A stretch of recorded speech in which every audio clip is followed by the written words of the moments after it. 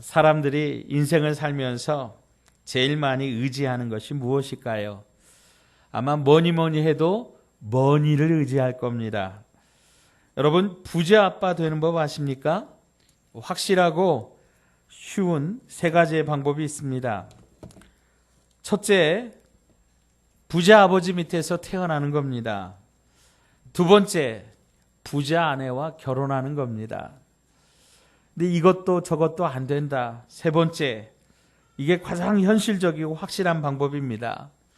아이 이름을 부자로 짓는 겁니다. 그러면 사람들이 여러분 뭐라고 불러요?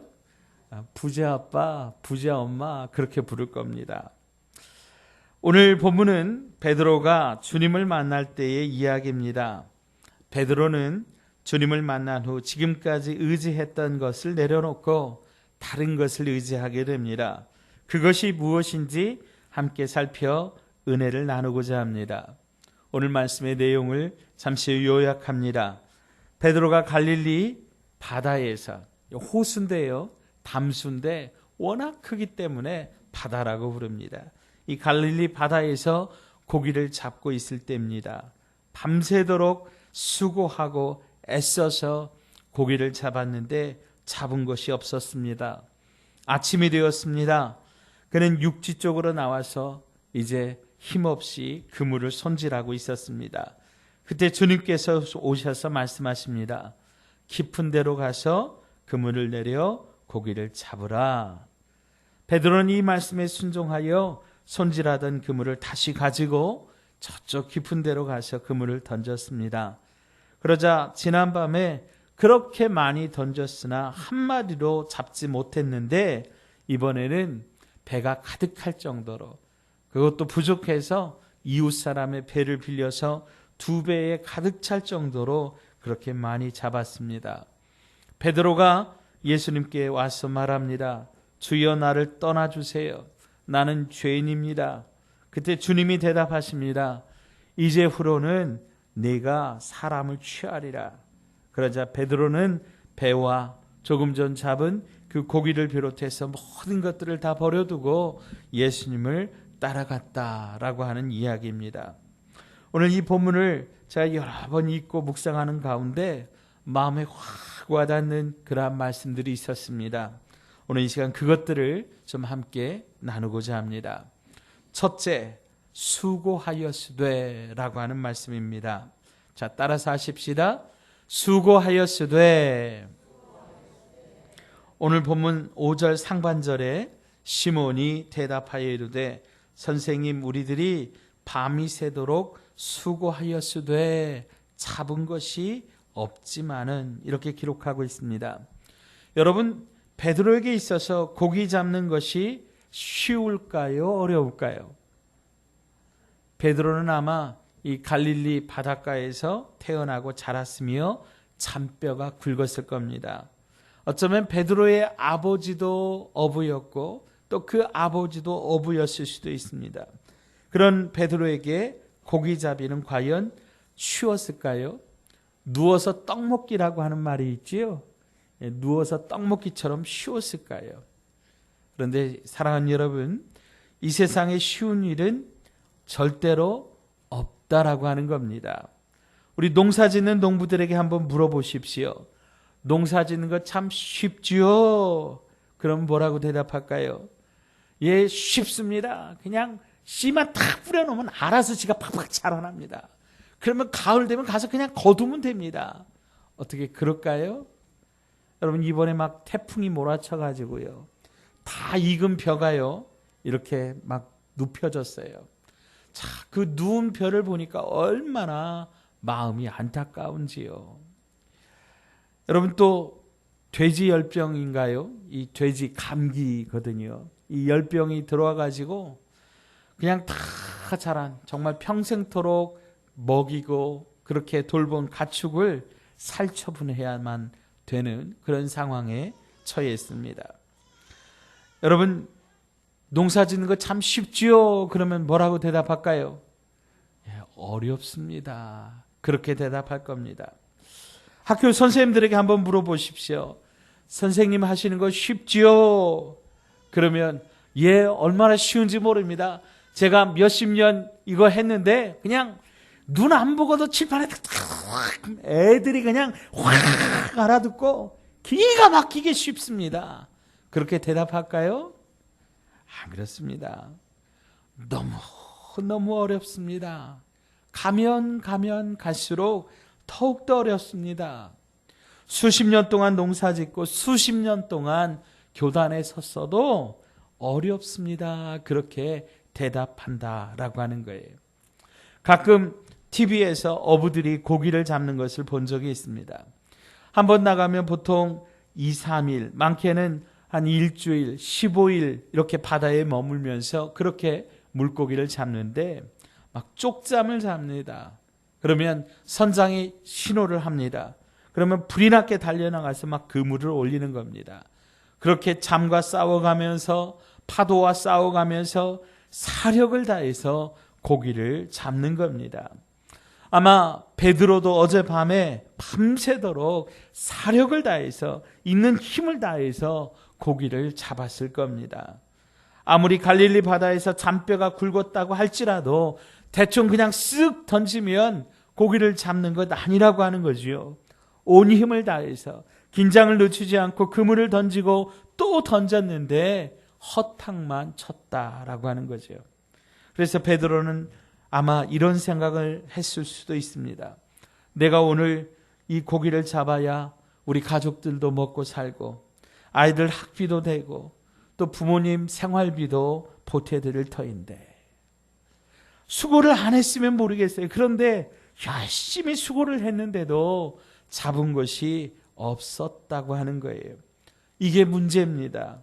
사랑하는 여러분, 우리가 열심히 수고했는데도 수고의 결과가 없을 때 얼마나 마음이 힘이 들겠느냐라고 하는 거죠.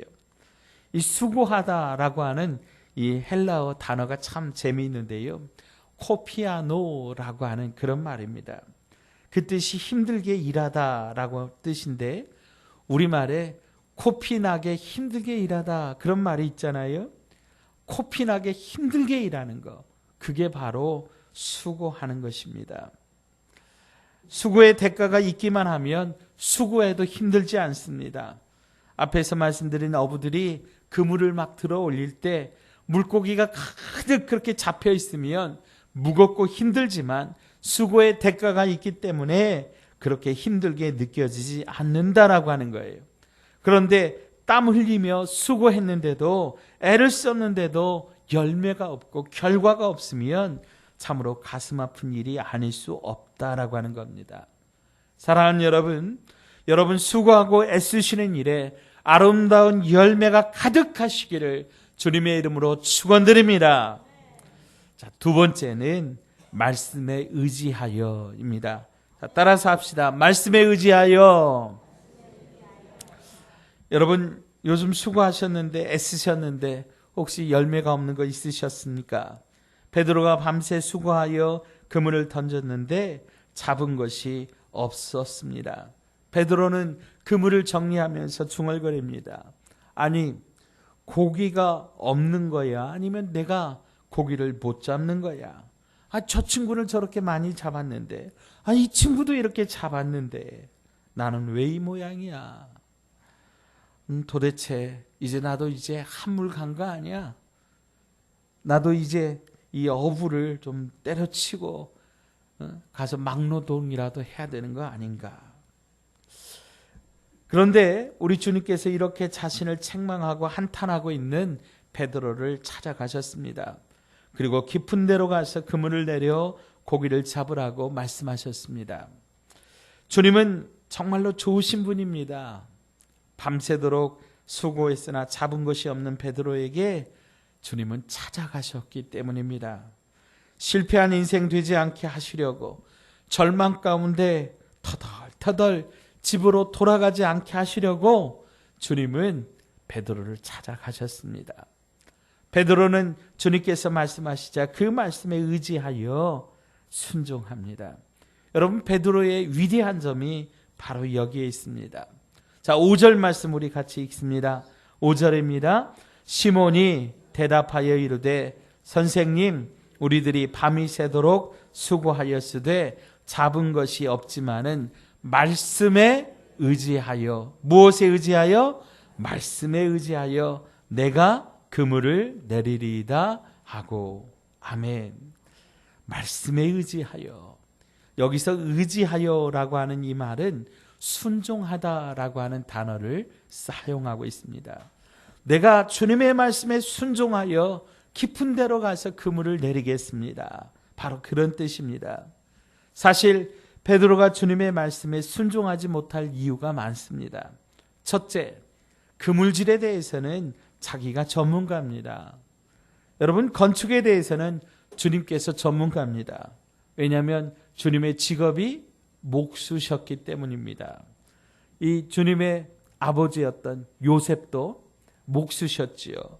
그러니까 집 짓는 일, 가구 만드는 일 아마 주님이 잘 하십니다. 근데 베드로는요, 갈릴리 어부로서 갈릴리 바다에서 태어나서 거기서 잔뼈가 굵어서 수십 년간 이 그물질을 하면서 살아온 사람입니다. 전문가예요. 프로예요. 밤 시간대에 어디에 고기가 있고 아침에는 어디에 고기가 있고 이것을 아는 사람이에요. 지금 이 시간에 깊은 데는 물고기가 없다라고 하는 것을 아는 거지요. 그러므로 주님의 말씀에 순종할 수 없습니다. 둘째로, 이미 그물을 손질하고 있었습니다. 고기를 못 잡았습니다. 못 잡았다고 할지라도 어쨌든 하루의 일과가 다 끝난 거잖아요. 그래서 그물을 비롯해서 어구들을 이제 정리하고 있는 겁니다. 만약에 갔다가 또 허탕치면 그물을 또 손질해야 되는 겁니다.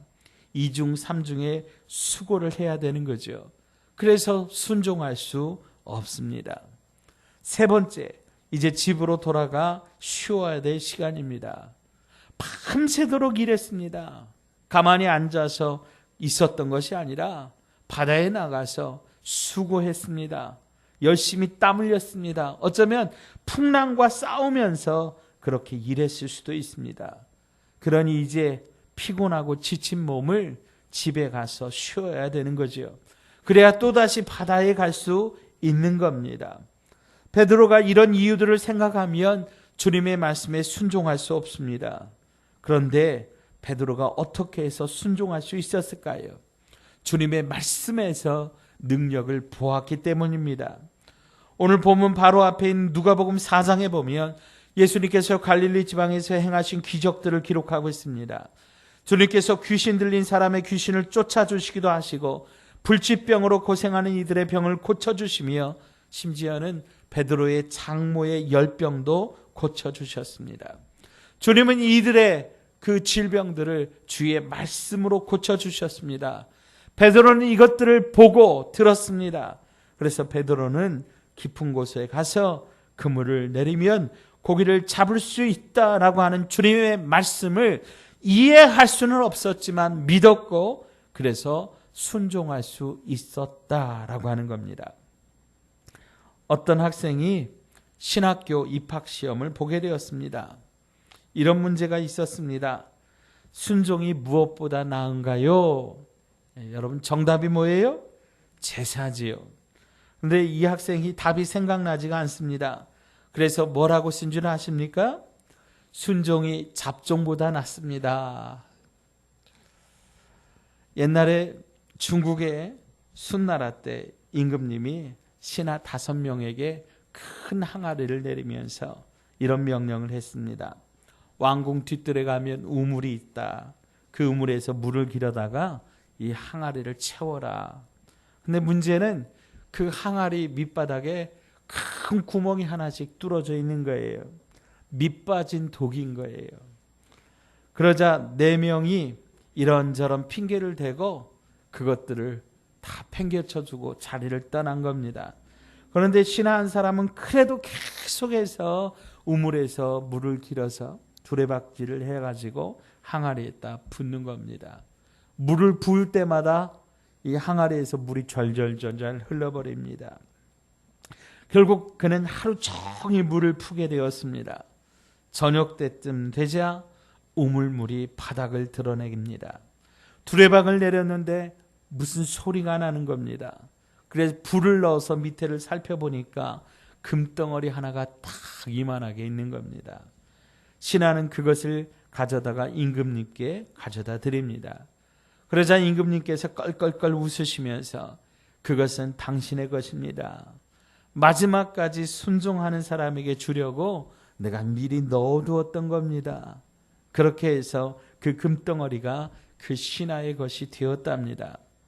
뿐만 아니라 임금님에게 왕자가 없었기 때문에 그 신하에게 다음 임금의 자리 왕좌를 물려주었답니다. 베드로의 위대한 점은 바로 불순종할 이유 대신에 순종할 이유를 찾았다라고 하는 것입니다. 많은 사람들은 주님의 말씀에 순종할 이유를 찾기보다 불순종할 것들을 먼저 찾아댑니다. 여건이 이래서 안 되고, 환경이 이래서 안 되고, 건강이 이래서 안 되고, 시간이 안 되고, 무엇이 안 되고 등등등 말이죠. 사랑하는 여러분, 여러분은 어떻습니까? 이제 우리 순종할 이유 그 하나를 찾으셔서 순종하는 여러분 되시기를 주의 이름으로 축복합니다. 주님은 순종하는 베드로에게 많은 물고기를 예비해 두셨던 겁니다. 자, 마지막 세 번째, 버려두고 예수를 따르니라. 자, 따라서 하십시다. 버려두고 예수를 따르니라. 아멘. 자, 그렇게 해서 베드로가 물고기를 많이 잡았습니다. 그물질 단 한 번에 2배에 가득 실어야 할 만큼 물고기를 많이 잡았습니다. 베드로는 감격과 기쁨으로 주님께 돌아왔습니다. 그런데 주님 앞에 엎드려서 베드로가 어떻게 이야기를 합니까? 주여, 저를 떠나 주십시오. 저는 죄인입니다. 그렇게 주님 앞에 말씀드리고 있습니다. 이게 여러분 많이 잡았으면 주님 감사합니다. 이것으로 가서 우리 가족 생활비하고 또 우리 자녀들 학비도 보태고 또 우리 병원비도 하고 또 우리 이웃들 돕고 또 하나님의 교회 열심히 섬기면서 그렇게 감사하면서 살겠습니다. 그러면 될 건데 베드로가 뭐라 그래요? 주여, 나를 떠나십시오. 나는 죄인입니다. 왜 이런 얘기를 할까요? 베드로가요, 비록 순종하긴 했지만 베드로의 마음속에 뭐가 있었어요? 베드로의 마음속에 불평하는 마음이, 불순종하는 마음이, 아니 도대체 지금 이 시간에 아니 힘든데 나가서 또다시 그물질을 하라고? 저 깊은 데로 가서? 아니 상식이 있는 거야 없는 거야? 내가 프로인데 깊은 곳에 이 시간에 물고기가 없어. 누가 그랬다고요? 베드로가 바깥으로가 아니라 속마음으로. 그러나 그럼에도 불구하고 베드로가 순종했지만은 이제 베드로의 양심이 이 주님의 놀라운 기적을 체험하고 나서 안에서 지적하는 겁니다. 주님 앞에 불평했던 것. 여러분, 주님을 만나면 바로 이런 고백이 나오는 거예요. 나는 죄인입니다. 아멘. 주님의 기적을 보고 주의 말씀을 만난 이들이 주님, 나는 죄인입니다. 주님, 내 죄가 너무 큽니다. 그렇게 고백하는 거죠. 그런데 우리 주님은 뭐라고 말씀하십니까? 그래, 내가 네 죄를 안다. 이 나쁜 놈아. 그렇게 말씀하셨어요? 아니에요. 베드로야. 베드로야. 이제 내가 사람을 취하리라. 오냐 베드로야, 내가 네 마음 다 안다. 그러면서 베드로에게 새로운 사명을 주시는 거예요. 그것이 바로 오늘 주님의 말씀입니다. 우리 11절 함께 읽겠습니다. 11절 같이 읽어요. 시작. 그들이 베드로를 육지에 대고 모든 것을 버려두고 예수를 따르니라. 베드로야, 네가 사람을 취하리라. 그렇게 주님께서 말씀하시자 이 사람 베드로와 또 그들이 베드로를 육지에 대고 모든 것을 버려두고 예수님을 따라갔다. 베드로는 그렇게 잡은 물고기 그것도 버려두고 예수님을 따라갔습니다. 버린 것이 그것뿐만 아닙니다. 그물도 버렸고 심지어는 가족도 버렸다라고 하는 거예요. 여기서 우리가 생각해 볼 것이 있습니다. 예수님을 따르려면 다 버려야 되는가? 우리의 일터, 직장, 심지어 가족까지 다 버려야 된다는 말씀입니까? 다니던 직장 그만두고 다 신학교 가야 됩니까? 아닙니다. 여러분, 이것은 물고기보다 더 중요한 게 있다라고 하는 거예요. 지금까지 베드로가 붙잡았던 것, 베드로에게 중요했던 것은 물고기였어요. 먹고 사는 문제였어요. 그런데 이제 가장 중요한 것이 뭐가 되었어요? 주님이 되었다라고 하는 거예요. 우리 찬송가 94장에 주 예수보다 더 귀한 것은 없네, 예수 밖에는 없네. 아멘. 예수님밖에 귀한 것은 우리에게 없는 줄로 믿으시기 바랍니다. 사랑하는 여러분, 열심히 일해서 사업의 물고기, 재물의 물고기, 학문의 물고기 많이 잡으십시오. 그러나 그것이 우리의 삶의 목적이 되어서는 안 된다고 하는 거예요. 그것이 여러분의 인생에 있어서 가장 중요한 게 되면 안 되는 거예요. 무엇을 하든지 가장 중요한 것은 예수님이십니다. 주님을 위해서 다만 그것들은 사용되어져야 된다라고 하는 거죠. 사랑하는 우리 번성 가족 여러분, 우리 인간이 뭔가 의지하며 살 수밖에 없는 그런 무한한, 유한한 그런 존재, 한계적인 존재라고 하는 것은 변함없는 사실입니다. 베드로는 물고기를 잡기 위하여 자기 경험, 자기 기술, 자기의 실력을 의지하며 살았습니다. 그런데 그것들이 얼마나 한계가 있는 것을 지난밤에 처절하게 경험한 겁니다. 그런 것들은 자기가 영원히 의지할 것이 못 된다고 하는 것을 그는 알았습니다. 오직 예수님, 오직 예수님의 말씀만이 우리 인생이 의지하고 붙잡아야 될 최고의 것이라고 하는 것을 베드로는 알게 된 겁니다. 또한 우리 주님께서는 베드로가 물고기의 사람 되기를 원치 아니하시고 주님의 사람 되기를 원하셨습니다. 물고기를 따라 사는 사람이 아니라 예수님께서 주신 사명 따라 사는 사람 되기를 원하셨다라고 하는 거예요. 사랑하는 여러분, 오늘 저와 여러분도 마찬가지입니다. 여러분, 지금 여러분은 무엇을 의지하며 살아오셨습니까? 돈입니까? 건강입니까? 자녀입니까? 이런 한계적인 것들 다 뒤로 하고 예수님 의지하시고 예수님의 말씀 붙잡으셔서 이 세상에 가장 아름다운 인생, 주님이 우리에게 주신 사명 감당하는 축복된 인생 되시기를 주님의 이름으로 축원드립니다.